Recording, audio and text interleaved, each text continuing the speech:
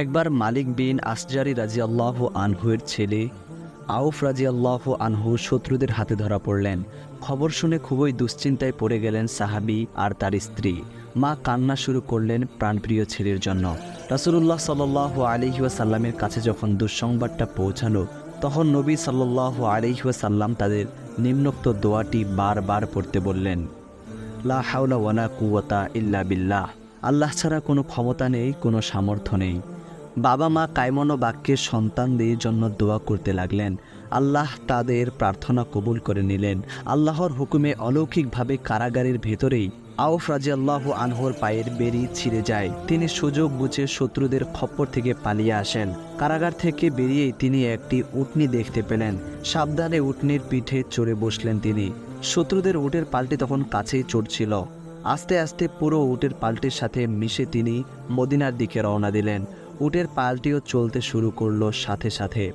আউফ রাদিয়াল্লাহু আনহু কারাগারে ভয়াবহ নির্যাতনের মুখোমুখি হয়েছিলেন। সারা দেহে যন্ত্রণা নিয়েও তিনি দ্রুত পথ চলতে লাগলেন। কোথাও সামান্য বিশ্রামও নিলেন না।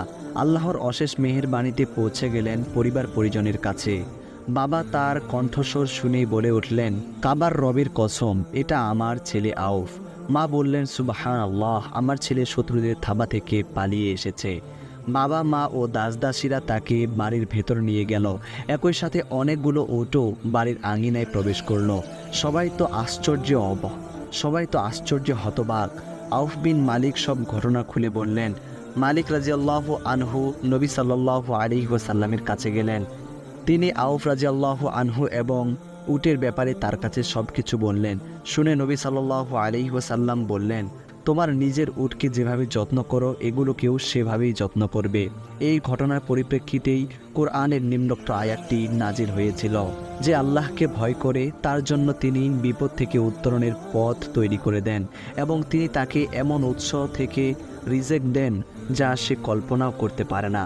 আর যে আল্লাহর ওপর তাওয়াক্কুল করে তার জন্য আল্লাহই যথেষ্ট।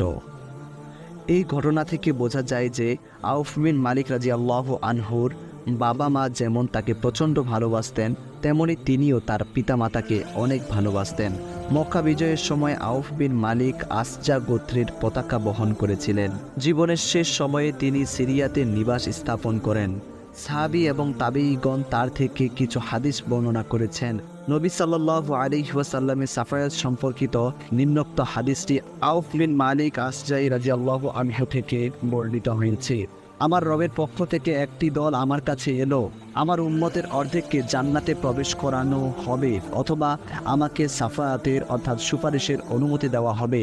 এই দুটির মধ্য থেকে আমাকে একটি বেছে নিতে বলল। আমি বিচার দিবসে সাফায়াতকে বেছে নিলাম। আল্লাহর সাথে শিরক করেনি এমন প্রত্যেক ব্যক্তির জন্য আমি সাফায়াত করব।